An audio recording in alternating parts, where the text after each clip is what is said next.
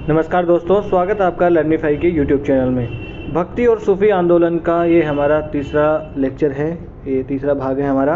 पिछले 2 लेक्चर्स में हम भक्ति आंदोलन के बारे में जान चुके हैं, भक्ति आंदोलन क्या था और शुरुआत इसकी कहाँ से हुई, अलवार संत कौन थे, नयनार संत कौन थे। फिर हमने विभिन्न जो भक्ति आंदोलन के जो संत थे वो हमने देख लिए, दक्षिण भारत के हमने देख लिए, है ना। और फिर हमने जैसे कबीर देख लिए, हमने सूरदास देख लिए, हमने मीरा देख ली, है ना। थोड़े बहुत और 2 इम्पोर्टेंट जो संत बचे हैं वो आज के लेक्चर में हम देख लेंगे, ठीक है। फिर कल से हम शुरू कर देंगे अपना सूफी आंदोलन, ठीक है। 1 या 2 लेक्चर में हम सूफी आंदोलन भी समाप्त कर देंगे। उसके बाद में हम विजयनगर और बहमनी साम्राज्य पढ़ेंगे, जहाँ से भी क्वेश्चन हमेशा बनते ही बनते हैं, ठीक है। तो शुरू करें आज का लेक्चर, चलते हैं पहली स्लाइड पे, ठीक है। तो पहले संत जो है आज देखने जा रहे हैं हम शंकर देव। तो ये शंकर देव बड़े ही महान ये संत हुए हैं। ये संत तो थे ही थे, साथ ही साथ में ये मतलब आप इनको मल्टी पर्सनैलिटी जो है उसका आप धनी इन्हें कह सकते हैं, बहु व्यक्तित्व के ये धनी थे। जैसे एक तो ये नाटककार भी थे, है ना, नाटककार हो गए, कवि हो गए, साथ ही साथ संत हो गए, विद्वान हो गए। विद्वान कैसे, इनको बहुत सारी भाषाएं भी आती थी इनको, ठीक है ना। और तो इस प्रकार से ये संत तो थे ही थे, साथ ही साथ में एक्टर हुआ करते थे, है ना। एक्टर, पोइट, सेंट और बड़े स्कॉलर आदमी ये हुआ करते थे। तो इन्होंने बहुत सारे जो है भगवान से अपने आप को जोड़ने के लिए और भगवान की भक्ति के लिए उन्होंने बहुत सारे जो है कला रूप जो है उनको भी इन्होंने प्रतिपादित किया। जैसे एक अंकिया नाट, एक भोना। ये क्या होता था, अंकिया नाट और भोना। देखिए ये यहाँ लिखा है, अंकिया नाट और भोना होता था, ये थे नाटक, एक तरीके के थिएटर आप इन्हें कहते हैं। थिएटर जो है वो इन्हें कहा जा सकता है। देखिए इनमें क्या होता था, अंकिया नाट और भोना। भोना यही होता था, अंकिया नाट जो था उसको परफॉर्म करना भोना कहलाता है। ये एग्जाम में जरूर पूछा जा सकता है कि अंकिया नाट और भोना शंकर देव से संबंधित है और इनका जन्म हुआ था असम में, है ना। तो अंकिया नाट और भोना में क्या था कि विभिन्न जो अपनी माइथोलॉजी है उससे रिलेटेड बहुत सारे एक तरीके के थिएटर परफॉर्म करा करते थे, नाटक किया करते थे उसमें, ठीक है। उसमें एक बंदा जो है वो बोलने वाला होता था और फिर साथ ही वहाँ पर मृदंग वगैरह, ढोलक वगैरह बजा बजा के और फिर साथ में परफॉर्म भी वो किया करते थे। मैंने जो है अपना लेक्चर, अपना टेलीग्राम चैनल है ना, उस पर मैंने उसकी क्लिप भी डाल दी है यूट्यूब से, आप जाके वहाँ पर क्लिप भी देख सकते हो, अंकिया नाट या भोना किस प्रकार से होता है। फिर एक बोरगीत, है ना। तो बोरगीत जो है इन्होंने एक नए तरीके का गीत जो है वो इन्होंने प्रतिपादित कर दिया, बोरगीत, है ना। वो एक तरीका का गीत हुआ करता था। फिर सत्रिया नृत्य। सत्रिया नृत्य जो है ये तो अपना एक शास्त्रीय नृत्य भी है।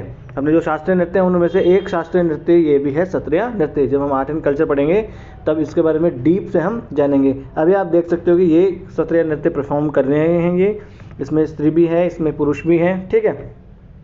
तो इनका भी इन्होंने शुरुआत शंकर देव ने करी। साथ ही साथ इन्होंने आसाम जो है वहाँ पर वैष्णव धर्म को लोकप्रिय बनाने में एक महत्वपूर्ण भूमिका इन्होंने निभाई। एक शरण आंदोलन, एक शरण का मतलब होता है, शरण मतलब एक ही ईश्वर है, तो एक शरण आंदोलन का आरंभ भी इन्होंने किया। एग्जाम में पूछ ले कि शंकर देव इन्होंने अंकिया नाट, भोना, सत्रिया नृत्य ये का प्रतिपादन इन्होंने किया, साथ ही इन्होंने एक शरण आंदोलन का आरंभ किया, तो ये कथन सही हो जाएगा, क्योंकि एक शरण आंदोलन की शुरुआत भी शंकर देव ने ही की थी। और वो एक शरण के रूप में किसको मानते थे, भगवान कृष्ण को ही वो मानते थे कि हाँ एक शरण मतलब एक भगवान, और भगवान कौन है, वो भगवान कृष्ण वो हैं। उन्होंने कृष्ण को विभिन्न नाम से पुकारा। कौन कौन से नामों से पुकारा, जैसे हरि के नाम से, नारायण के नाम से, राम के नाम से। इन्होंने हरि, नारायण, राम के नाम से किसको पुकारा, कृष्ण को ही पुकारा। और उनका सबसे प्रसिद्ध ग्रंथ जो है वो है कीर्तन घोष। ये आपको याद रख लेना है, कीर्तन घोष। कीर्तन घोष जो है वो इनका सबसे प्रसिद्ध ग्रंथ है। और उन्होंने असमिया और ब्रजावली में उन्होंने लिखा है, आसामी और ब्रजावली भाषा में उन्होंने लिखा है। अभी असमिया तो आपको समझ में आ गई, ये ब्रजावली भाषा कौन सी है, इसमें असमिया तो हो गई, साथ ही साथ इसमें मैथिली भाषा और मिला दी जाए तो हो जाती है ब्रजावली।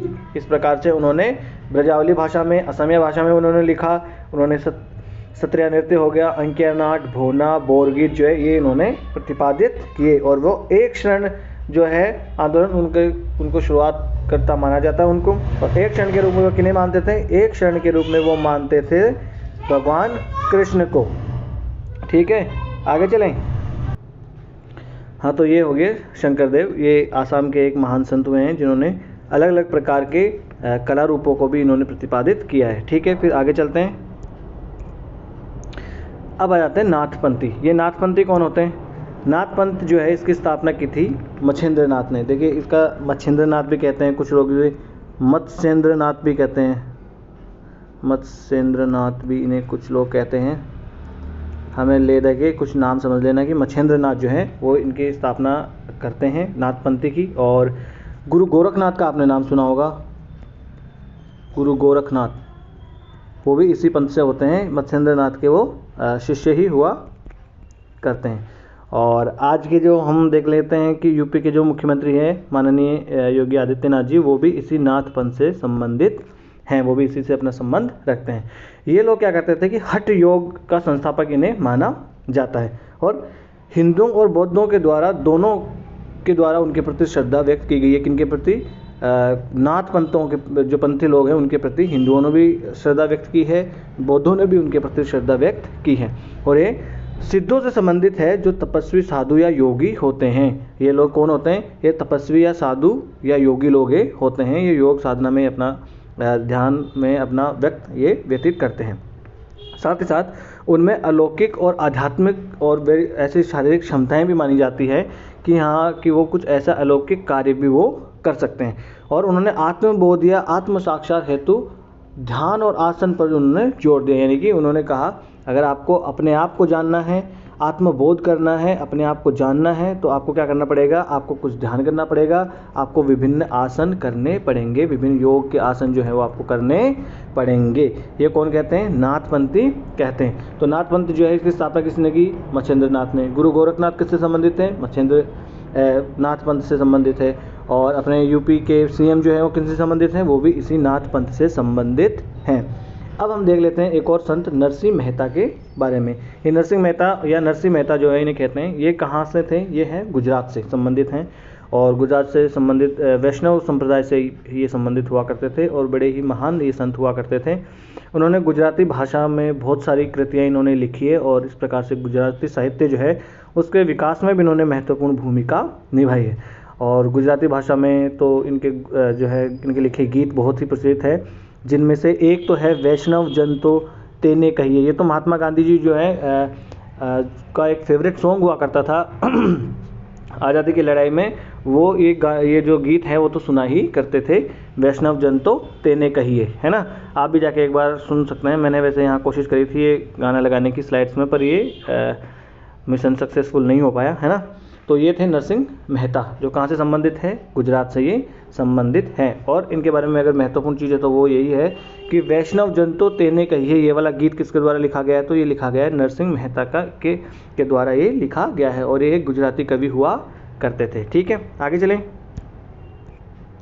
अब है संत ज्ञानेश्वर। अब जो हम पढ़ने वाले कुछ आगे के थोड़े से संत वो हैं महाराष्ट्र से संबंधित, है ना।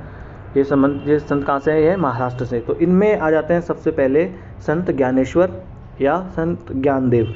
ज्ञानदेव भी आप कह सकते हैं और ज्ञानेश्वर भी इन्हें कह सकते हैं। देखिए, ये आपको याद रखना है 13वीं 14वीं शताब्दी, है ना। ये कौन से काल में थे ये आपको याद रखना है, क्योंकि क्वेश्चन ऐसे बन जाते हैं कि ये जो है अकबर के समकालीन थे, ये सिकंदर लोदी के समकालीन थे, या दो संतों में कंपैरिजन करके बता देंगे कि ये दोनों संत एक दूसरे के समकालीन हुआ करते थे, है ना। ऐसे क्वेश्चन वो पूछ लेते हैं। तो आपको याद रखना है कि कौन किसके समकालीन, या आपको थोड़ा सा इसे ध्यान रखना कि हाँ, ये बंदा तो इसके समकालीन नहीं ही था।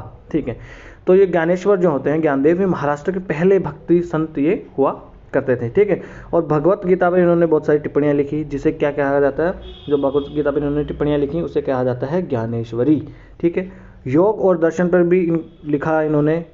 क्या लिखा? अमृत अनुभव नाम का एक ग्रंथ इन्होंने योग और दर्शन पर लिखा। गीता पे क्या लिखा इन्होंने? ज्ञानेश्वरी लिखा। और इनकी दोनों रचनाएं हैं वो मराठी साहित्य में मील का पत्थर इनकी रचनाओं को माना जाता है। तो देखिए, जो ये भक्ति संत हुआ करते थे, इन्होंने क्षेत्रीय जो साहित्य था, क्षेत्रीय साहित्य जो है उसके विकास में भी महत्वपूर्ण भूमिका इन्होंने निभाई, है ना। और उनकी दोनों रचनाओं को क्या माना जाता है? मील का पत्थर जो माना जाता है। और वे नामदेव के समकालीन थे। कौन से नामदेव? ये देखिए, ये ज्ञानदेव है, ये नामदेव है, दोनों एक दूसरे के समकालीन हुआ करते थे। इसलिए मैं इनके साथ साथ में नाम लेके आया हूँ, है ना। तो ज्ञानदेव और नामदेव आपको याद रह जाएगा, ज्ञानदेव नामदेव दोनों जो है एक दूसरे के समकालीन हुआ करते थे। ये विट्ठल या विठोबा के उपासक हुआ करते थे। विठोबा कौन है? देखिए महाराष्ट्र में ये विठोबा माना जाता है, भगवान विष्णु के अवतार इनको माना जाता है। तो विठोबा की पूजा ये, विट्ठल या विठोबा की पूजा ये क्या करते हैं। और वे नाथ योग परंपरा के अनुयायी ये होते हैं और उपनिषद और भागवत गीता से इन्होंने प्रेरणा प्राप्त की। किन्होंने? संत ज्ञानेश्वर ने। मेन चीज़ आपको क्या याद रखनी है, एक तो विट्ठल और विठोबा के ये उपासक हुआ करते थे, ठीक है। नामदेव के समकालीन हुआ करते थे। भगवत गीता पर इन्होंने टिप्पणी लिखी जिसे ज्ञानेश्वरी कहा जाता है। और योग और दर्शन पर जो टीका लिखी इन्होंने, उन्हें कहा जाता है अमृत अनुभव, ठीक है। तो ये हमने देख लिया संत ज्ञानेश्वर। देखिए मेंस में एक बार यहाँ से क्वेश्चन पूछ लिया था, वैसे लोग इतना पढ़ते डीप में जाके पढ़ते नहीं है। अगर मेंस में आपसे 150 वर्ड्स में भी पूछ ले तो आपको क्या करना है, एक तो ये महाराष्ट्र से संबंधित है, एक सेंटेंस तो ये आपका हो गया। भगवत गीता पर इन्होंने टिप्पणी लिखी जिसे ज्ञानेश्वरी कहते हैं। योग और दर्शन पर टीका लिखी जिसे अमृत अनुभव कहते हैं, ठीक है। फिर ये विट्ठल या विठोबा के ये उपासक हैं और विट्ठल और विठोबा के उपासक है जो कि कृष्ण या विष्णु के अवतार माने जाते हैं, ठीक है। ये इतना आपको याद रह जाएगा। देखिए ये महाराष्ट्र वाले सब है ना, ये आपको विठोबा के ही आपको उपासक मिलेंगे, है ना। आपको क्या करना है, ये वाली लाइन तो डाल देनी है। फिर साथ में क्या, अगर मेरे से क्वेश्चन बन जाए तो आपके क्या डाल देना, ये जाति प्रथा को नहीं मानते थे, है ना, ऊंच नीच को नहीं मानते थे, ठीक है। इन्होंने साथ में मराठी साहित्य जो उसमें योगदान दिया, ऐसे 2-4 और आप उसमें लिख दोगे सेंटेंस, तो ऐसा करके आपके 150 वर्ड जो है पूरे हो जाएंगे। अब आ जाते हैं संत नामदेव। ये भी महाराष्ट्र में ही जन्मे थे और अपने भजनों के लिए विख्यात हैं और एक वैष्णव संत ही हुआ करते थे। देखिए ये भी वैष्णव हैं, ये भी वैष्णव संत ही हुआ करते थे। और वो 15 आध्यात्मिक पुरुषों में इनको माना जाता है जिनकी रचनाओं को गुरु ग्रंथ साहिब जो है ना उसमें सम्मिलित किया गया। जैसे कबीर जो है उनको, उनके दोहों को गुरु ग्रंथ साहिब में सम्मिलित किया गया है, उसी प्रकार से संत नामदेव जो है उनकी रचनाओं को भी गुरु नानक की जो आदि ग्रंथ है उसमें सम्मिलित किया गया है। और उनके अनुसार मुक्ति जो है वो भक्ति अथवा ईश्वर को प्रेम द्वारा प्राप्त की जा सकती है। आपको मुक्ति कैसे मिल सकती है, या तो आप भक्ति कर लो या तो आप ईश्वर से प्रेम कर लो। तो भक्ति और ईश्वर से अगर आप प्रेम कर लेते हैं तो आपको मुक्ति या परम आनंद की प्राप्ति हो सकती है। एक और इम्पोर्टेंट चीज़, वारकरी संप्रदाय की स्थापना में इनकी मुख्य भूमिका रही है। देखिए ये संत हैं, ये भी वारकरी संप्रदाय से संबंधित रहे हैं, संत ज्ञानेश्वर, और ये भी संत नामदेव जो है ये भी वारकरी संप्रदाय से संबंधित ये रहे हैं। ये आपको याद रखना है, वारकरी संप्रदाय। और ये पंढरपुर का जो विट्ठल या विठोबा है उसके ये परम भक्त हुआ करते थे। तो यही सेम ये भी ज्ञानदेव जो है ना, ये भी पंढरपुर के जो विट्ठल या विठोबा है उनके परम भक्त हुआ करते थे और वारकरी संप्रदाय से दोनों ही संबंधित हैं। तो ये आपको याद रखना है, वारकरी संप्रदाय और विठोबा या विट्ठल जो है उसके भक्त ये हुआ करते थे, ठीक है। आगे चलें, फिर आ जाते हैं, ये भी महाराष्ट्र के संत हैं एकनाथ, है ना। तो संत एकनाथ जो थे वो एक ब्राह्मण परिवार से संबंधित थे। ये कौन से परिवार से संबंधित थे इतने हमें याद रखने की आवश्यकता नहीं है। उन्होंने रामायण और तथा भक्ति पुराण जो है उसके 11वें भाग पर इन्होंने टीकाएँ लिखी, यानी 11वें भाग पे लिखी, 12वें पे लिखी, ये भी छोड़े आप। तो ये कि रामायण और भक्ति पुराण जो है उस पर इन्होंने टीकाएँ लिखी है। साथ ही साथ गृहस्थ और भक्ति में जीवन व्यतीत किया इन्होंने, यानी गृहस्थ के साथ ही इन्होंने भक्ति में जीवन जिया। यानी ये इस बात के समर्थक नहीं थे कि भक्ति करने के लिए आपको किसी एकांत में जाने की आवश्यकता है या आपको किसी वन में जाने की आवश्यकता है। इनका मानना है कि बिना किसी संन्यास धारण के आप गृहस्थ आश्रम में रहते हुए भी भक्ति कर सकते हैं और परम आनंद की प्राप्ति कर सकते हैं। और इनके जो भजन है वो किस पर आधारित हुआ करते थे, नैतिकता पर इनके भजन आधारित हुआ करते थे। वैसे मैं इनके भजन के कुछ कृतियाँ ले भी आता, मगर ना तो आपको मराठी समझ में आती है और ना मुझे ही मराठी समझ में आती है। हो सकता है आप में से कोई हो वहाँ से महाराष्ट्र से समझ पाएँ, पर मुझे थोड़ी नहीं आती है समझ में, है ना। तो इनके भजन जो है वो नैतिकता पर आधारित हुआ करते थे और आज भी महाराष्ट्र में इनके भजन जो है वो ग्रामीण क्षेत्रों में बहुत काफ़ी सम्मान के साथ गाए जाते हैं। और ये बहुत ही सहृदय व्यक्ति होते हैं, यानी बड़े ही दयालु टाइप के ये आदमी होते हैं। हुआ क्या था, एक बार ये पूजा के लिए गोदावरी का जल लाया जाता है, पवित्र गोदावरी जो है वहाँ से जल लेके आते हैं ये पूजा करने के लिए। पर रास्ते में इनको एक गधा मिल जाता है और इनको लगता है कि भाई ये गधा प्यासा है, तो ये क्या करते हैं उस गधे को वो पानी पिला देते हैं। मतलब इनके दिमाग में वो नहीं था कि हाँ ये मैं पूजा के लिए लेके आया हूँ, बड़ा पवित्र जल है, और तो इनको लगा कि हाँ अभी इसकी आवश्यकता है, तो इन्होंने उस गधे को पानी पिला दिया। इनके बारे में हाँ इनके ऐसे दयालुता किस्से प्रचलित हैं। अब हम देख लेते हैं संत तुकाराम के बारे में। एकनाथ तुकाराम, ऐसे वाले जो है ना आपको संत कहाँ के हैं, ये महाराष्ट्र से संबंधित है। अगर ये भी सेंटेंस बन जाएगी ये संत कहाँ से संबंधित हैं, तो ये महाराष्ट्र से संबंधित हैं। अब जो संत तुकाराम है वो भी महाराष्ट्र के एक महान कवि हुए हैं, ठीक है। और उनके जो भजन जो है ना वो भक्ति की कविता में इन्होंने लिखे हैं, भजन लिखे हैं, एकदम भगवान की भक्ति के लिए इन्होंने भजन इन्होंने लिखे हैं। साथ ही साथ सामाजिक कुरीतियों का विरोध इन्होंने किया और ईश्वर के प्रति जो इनका विचार था ना वो कबीर से मिलता जुलता था। कबीर से मिलता जुलता कैसे था, यानी कि ये एकदम ईश्वर को निराकार रूप में मानने वाला, और आप कह सकते हैं कि मतलब एकदम वैसे नहीं थे, पर हाँ कि किसी एक ईश्वर को नहीं, मतलब बहुत सारे धर्मों को नहीं मानना, बहुत सारे ईश्वर को नहीं मानना, और एक साथ सबको एक साथ भी मानना है ना। जैसे कबीरदास नहीं कह देते थे कि काकर पात्र जोड़ के मस्जिद लई बनाई, ताचड़ मुल्ला बांग दे का बहरा हुआ खुदाई। तो वो मतलब जो बुराइयां हैं धर्म में वो वाली बात कभी वो बता दिया करते थे। तो उनके विचार जो है कबीर से खुद मिला जुला मिलते जुलते थे, ठीक है। साथ ही तुकाराम के जो उपदेश है वो अभंगों में भी संकलित हैं। इनके जो उपदेश है वो कहाँ पर संकलित है, अभंगों में संकलित है, ये आपको याद रख लेना है, ठीक है। और ये किसके समकालीन हुआ करते थे, ये शिवाजी के समकालीन हुआ करते थे। हालांकि शिवाजी के समकालीन तो ये थे तुकाराम जी, परंतु शिवाजी के दरबार में इन्होंने कोई सेवा नहीं दी है, ठीक है। शिवाजी ने इनको भेंट देने की भी कोशिश करी कि महाराज आप ये वाली भेंट ले लो, बड़े सोना चांदी लेके गए वो इनके पास में, पर उन्होंने मना कर दिया कि मेरे को इन सब चीज़ों की आवश्यकता नहीं है। साथ ही साथ तुकाराम जी जो थे इन्होंने वारकरी पंथ की जो स्थापना है उसमें भी एक महत्वपूर्ण भूमिका निभाई है। इससे पहले जो है संत नामदेव जो है उनके बारे में भी हमने देखा कि इन्होंने वारकरी संप्रदाय की स्थापना में भूमिका निभाई, और अभी हमने देखा कि संत तुकाराम जो हैं इन्होंने भी वारकरी संप्रदाय की स्थापना में एक महत्वपूर्ण भूमिका निभाई। और ये कहाँ से थे, ये संत हुआ करते थे महाराष्ट्र से। और किसके समकालीन थे तुकाराम जी, किसके समकालीन थे, शिवाजी के ये समकालीन हुआ करते थे, ठीक है जी। अब देख लेते हैं हम और कुछ थोड़े से इम्पोर्टेंट जो है वो भक्ति संत और हैं। जैसे संत रामदास जी हुआ करते थे, ये शिवाजी के आध्यात्मिक गुरु माने जाते हैं कि हाँ कि रामदास जी जो है ये शिवाजी के आध्यात्मिक गुरु थे। और ये रामदास जी कहाँ से संबंधित, ये भी महाराष्ट्र से ही संबंधित है। और इनके मुख्य ग्रंथ का क्या नाम है, दासबोध, इतना जान लो इनके बारे में बहुत है। बहिनाबाई है, ये भी महाराष्ट्र की ही एक संत है, और तुकाराम जो है उनको ये अपना गुरु माना करती थी। संत तुकाराम जो है अभी हमने देखा, ये संत तुकाराम जी जो शिवाजी के समकालीन हुआ करते थे उनको अपना गुरु मानती है कौन, बहिनाबाई जो संत होती हैं वो, है ना। साथ ही साथ ये हमने रामदास जी देख लिया, ये शिवाजी के आध्यात्मिक गुरु इन्हें माना जाता है। और इनका मुख्य ग्रंथ क्या है, दासबोध।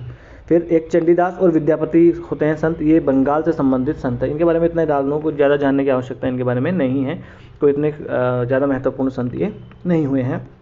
हालांकि संत तो सारे महत्वपूर्ण हैं, पर अपने एग्जाम की दृष्टि से मैं आपको बता रहा हूँ, ठीक है। फिर अब आ जाते हैं एक और महत्वपूर्ण संत आ जाते हैं गुरु नानक। इनकी डेट आप जरूर देख लीजिएगा, 1469 से 1539 ईस्वी। एक मिनट में पानी पी लो, ठीक है। उनका जन्म हुआ था तलवंडी में, और ये तलवंडी आज कहाँ पड़ता है, तलवंडी आज के पाकिस्तान में पड़ता है। तो तलवंडी नामक स्थान में इनका जन्म हुआ था। ये क्या था कि बचपन से इनका झुकाव कहाँ पर हो गया था, आध्यात्मिकता की ओर से इनका झुकाव बचपन में ही हो गया था। यानी कि जब ये छोटे से थे तभी ये भगवान की भक्ति करने में और सब लग जाते हैं। फिर इनका विवाह करवा दिया जाता है, परंतु विवाह के बाद गृहस्थ आश्रम में जीवन जो है उसमें भी इनका मन नहीं लगता है, और ये भगवान जो है उसके लिए मतलब भक्ति में ये लगे रहते थे। कबीरदास जी जो है उनसे इनको प्रेरित माना जाता है कि ये कबीरदास जी जो है उनसे ये प्रेरित थे। और साथ ही साथ ये भी एक निर्गुण संप्रदाय के संत हुआ करते थे। निर्गुण संप्रदाय कौन सा, मतलब जो भगवान जो है उसका कोई आकार जो है वो नहीं मानता, यानी निराकार प्रभु जो है उसमें अपनी आस्था रखते। तो जो निराकार प्रभु है उसमें अपनी आस्था रखते हैं, ठीक है। साथ ही साथ इनकी अगर मैं एक और कहानी बता दूं तो ये बचपन में क्या हुआ करता था कि स्कूल जाया करते थे तो टीचर जो है इनसे सवाल पूछा करता, टीचर जो पढ़ाते थे वो उनसे भी ज़्यादा ये सवाल कर लिया करते थे टीचर से। तो टीचर ने एक दिन को बोला कि भाई साहब एक काम करो, आपके पापा कौन है, तो इन्होंने पापा का नाम बताया। एक काम करो यार, आप घर लेके चलो मेरे को। तो ये इनके टीचर जो हैं, इनके शिक्षक उनके साथ घर आते हैं, उनके पिताजी को आकर कहते हैं कि भाई साहब ये जो आपका बच्चा है ना, मुझे पढ़ाने की आवश्यकता नहीं है, इसके पास ऑलरेडी बहुत ज्ञान है, तो एक काम करो आप इसको घर ही रख लो, स्कूल में भेजने की जरूरत नहीं है इसे। क्योंकि ये ऐसे ही उटपटांग सवाल पूछा करते थे, ये अपनी भक्ति में लगे रहते थे, वैसे ही पूछा करते थे। तो टीचर को ये समझ में आता नहीं था इनकी बातें, है ना। महान लोगों की बातें कहाँ समझ में आया करती है लोगों को, ठीक है। साथ अगर देख लें तो इन्होंने नाम जपना अर्थात भगवान की उपस्थिति का अनुभव करने के लिए नाम को बार बार उच्चारण करने पर इन्होंने जोर दिया, यानी नाम जपना। अगर मैं स्क्रीन क्लियर कर लूँ एक बार, नाम जपने पर इन्होंने बल दिया, यानी भगवान जो है उनका नाम बारंबार जपते रहो। तो नाम जपना है ना, उस पर इन्होंने बल दिया कि नाम आप जपते रहो ईश्वर का, तभी आपको ईश्वर की प्राप्ति हो सकती है। हालांकि ये ध्यान दिया जाना चाहिए, क्या ध्यान दिया जाना चाहिए, क्योंकि जो सिख धर्म जो है ना, वो सिख धर्म जो है उसे आप भक्ति आंदोलन जो है उसका विस्तार नहीं माना जा सकता है। ये एक भक्ति संत हुआ करते थे, कौन, गुरु नानक देव जी, परंतु जो सिख धर्म है उसे हम भक्ति आंदोलन जो है उसका विस्तार नहीं मान सकते। अगर एग्जाम में आ जाए कि ऐसे क्वेश्चन बन जाते हैं कि सिख धर्म जो है वो भक्ति आंदोलन का विस्तार है, तो सिख धर्म जो है वो भक्ति आंदोलन का विस्तार नहीं है।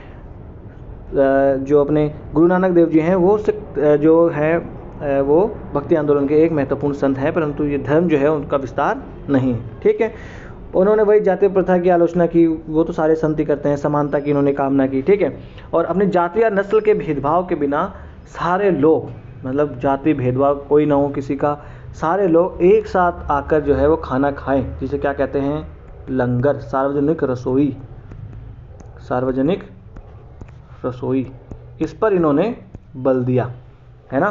तो सार्वजनिक रसोई लंगर पर आपने बल दिया। आपने भी किसी न किसी गुरुद्वारे में कभी ना कभी लंगर तो आपने खाया ही होगा, है ना। साथ ही साथ इनकी जो शिक्षाएं हैं वो पवित्र सिखों का जो ग्रंथ है ना, पवित्र गुरु ग्रंथ साहिब, उसमें इनकी जो है शिक्षाएं पाई जाती हैं, किनकी, गुरु नानक देव जी की, है ना। इनके बाद में और संत होते हैं अपने, तो टोटल 10 संत होते हैं ना। अंतिम संत होते हैं गुरु गोविंद सिंह जी, है ना। वो जब हम आर्ट एंड कल्चर पढ़ेंगे तो उसमें धर्म जब हम पढ़ेंगे ना, विभिन्न धर्म कौन कौन से, तो उसमें हम सब धर्मों के बारे में थोड़ा थोड़ा जानेंगे, तब हम इनके बारे में और जान लेंगे कि सारे जो है वो गुरु कौन कौन से हुए हैं। और जब हम इतिहास भी पढ़ते जाएंगे ना, जब मुगल इतिहास पढ़ेंगे तब भी हम इनके बारे में जानेंगे कि कौन से गुरु जो है उनका कौन से मुगल शासक के साथ में टकराव होता है। ठीक है जी, अब ये तो हो गया आपकी अपने इसकी सूफी आंदोलन की और भक्ति आंदोलन की बात। ये कुछ मैं एक आपको करंट अफेयर बता देता हूँ, थोड़े दिनों की ही बात है अभी, है ना। ये अपना है डेरा बाबा नानक, और साथ ही साथ ये है गुरुद्वारा करताब साहिब। जो गुरुद्वारा करताब साहिब है वो कहाँ पर है, वो है पाकिस्तान में। और कौन सी नदी के किनारे, रावी नदी के किनारे। दो चीज़ आपको पता होनी चाहिए। तो यहाँ से करतारपुर साहिब कॉरिडोर बनाया गया है, कहाँ से लेकर कहाँ तक, डेरा बाबा नानक से लेकर गुरुद्वारा करताब साहिब तक जो है एक कॉरिडोर बनाया गया है, ताकि यहाँ के जो श्रद्धालु है वहाँ पर जा सके और माथा टेक के आ सकें। ये भारत सरकार और पाकिस्तान सरकार की एक बड़ी ही उल्लेखनीय पहल हम इसे कह सकते हैं। और साथ ही साथ एक करंट अफेयर का भी मुद्दा है, तो आपको ये पता होना चाहिए कि कौन से 2 गुरुद्वारों को जोड़ा गया है। तो एक तो करतारपुर साहिब है, साथ ही साथ एक है डेरा बाबा नानक, और एक करतारपुर साहिब है कौन सी नदी किनारे है, तो रावी नदी के किनारे हैं। ये आपको याद होना चाहिए क्योंकि एग्जाम में क्वेश्चन बन सकता है। चले आगे, फिर देखिए मैं आपके लिए लेके आया हूँ एक क्वेश्चन मैं पहले भी आपको डिस्कस करा चुका हूँ। मैं आपको ये दिखाना चाह रहा हूँ क्वेश्चन किस प्रकार के पूछे जाते हैं। देखिए, कंसिडर द फॉलोइंग भक्ति सेंट्स। एक तो हो गए दादू दयाल, है ना, दादू दयाल हमने देख लिया। एक है गुरु नानक, एक त्यागराज। अब पूछा गया है, who among the above was or were preaching when the Lodi dynasty fell and Babur took over. इसका मतलब क्या है, इनमें से कौन सा संत या कौन से संत हैं जो तब अपने मतलब क्या करते हैं, प्रवचन दे रहे थे, जब क्या होता है, जब लोधी डायनेस्टी, लोधी वंश जो है, लोधी वंश का पतन हो रहा था, और साथ ही साथ कौन सत्ता में आ रहा था, बाबर। तब कौन सा संत हुआ करता था, दादू दयाल का हमने देखा, हम पढ़ाया मैंने एकदम आपको, अगर आप भूल गए तो अलग बात है, कि ये अकबर के समकालीन हुआ करते थे, और साथ ही साथ अकबर इनसे मिलता भी है और इनका बड़ा सम्मान करता है। त्यागराज जो है ये हमने नहीं पढ़ा, पर त्यागराज जो है ये तो बड़े बाद में आते हैं, 1767 के आसपास इनका जन्म होता है। और एक तो म्यूजिशियन वगैरह होते हैं, भगवान राम की पूजा करते हैं। और एक त्यागराज हो गए, एक हो गया मुथु स्वामी, एक श्यामादास से एक है त्यागराज, और एक हो गया मुथु स्वामी। ये तीनों मिलके इनको कहा जाता है त्रिमूर्ति। कर्नाटक जो संगीत है उसकी त्रिमूर्ति इन्हें कहा जाता है। ठीक है। तो ये तो बहुत बाद में आते हैं, और दादू दयाल है नहीं है, तो हम इसको वैसे अगर जाए एलिमिनेशन मेथड से तो एक तो नहीं है। अब 2 और 3 यानी 2 तो पक्का है, यानी गुरु नानक तो है ही है। और अभी मैंने आपको बताया, जब अभी मैंने देखो गुरु नानक जब मैं पढ़ा रहा था आपको, तो मैंने बताया था कि डेट देख लेना, है ना। तो गुरु नानक किसके समकालीन थे? ये बाबर के ही समकालीन हुआ करते थे। जब लोधी वंश का पतन हो रहा था और बाबर जो है अपनी सत्ता जमा रहा था भारत में, उस वक्त यहाँ पर कौन जो है अपने प्रवचन दे रहा था और जनता के बीच में एक जागरूकता पैदा कर रहा था? तो वो संत थे गुरु नानक। तो ऑप्शन बी इसका आंसर हो जाएगा सही, है ना। तो इस प्रकार से क्वेश्चन आपको वो पूछते हैं, और इस प्रकार से आगे भी क्वेश्चन मैं आपके लिए लाऊंगा जब सूफी आंदोलन भी हम पढ़ेंगे। उसमें ये भी पूछ लेते हैं कि जैसे ऐसे देते कि कबीरदास जी और आपको दे दे कि कबीरदास जी और गुरु नानक जो है ये समकालीन हुआ करते थे, तो फिर ये गलत हो जाएगा। कबीरदास जी कब थे? सिकंदर लोधी के टाइम पे। गुरु नानक कब थे? जब बाबर आ रहा था और सिकंदर जो अंतिम सम्राट होता है इब्राहिम लोधी, उसका पतन हो जाता है तब, है ना। तो ये समकालीन नहीं है। इस प्रकार से भी क्वेश्चन पूछे जाते हैं यूपीएससी में, हाँ जी। तो आज का लेक्चर यहीं समाप्त करते हैं हम। बस हमारा भक्ति जो आंदोलन है उसके संत तो हमारे समाप्त हो गए। अब हमारे बचा है सूफी आंदोलन, जो हम कल से शुरू करेंगे, और शायद 2 लेक्चर में हम उन्हें समाप्त कर देंगे, ताकि थोड़ा सा डीप में भी आजकल क्वेश्चन पूछने लगी यूपीएससी। कौन सा ये सूफी संत है, कहाँ से था और कौन से वक्त था, टाइम वगैरह समकालीन कौन था, किसका समकालीन था, ये सब पूछने लगी है। तो वो हम देख लेंगे। तो मेरे हिसाब से 2 लेक्चर हम इसमें ले लेंगे, आराम से पढ़ लेंगे, अपने पास अभी टाइम है थोड़ा, है ना। तो इस लेक्चर की PDF आपको मिल जाएगी ये वाले टेलीग्राम चैनल पे, लर्निफाई अनलॉकिंग नॉलेज के नाम से। और भी जो पढ़ाई से संबंधित हम मटेरियल साझा करते हैं वो इसी चैनल पे करते हैं, यहाँ से आप स्कैन कर सकते हैं। अगर आपको वीडियो अच्छा लगा हो तो लाइक कीजिए, कमेंट कीजिए और सब्सक्राइब कीजिए। और बस आज का लेक्चर यहीं समाप्त करते हैं। बड़े ही लोकतांत्रिक ढंग से हम अपने इस छोटे से परिवार को आगे बढ़ाएंगे। नमस्ते, धन्यवाद।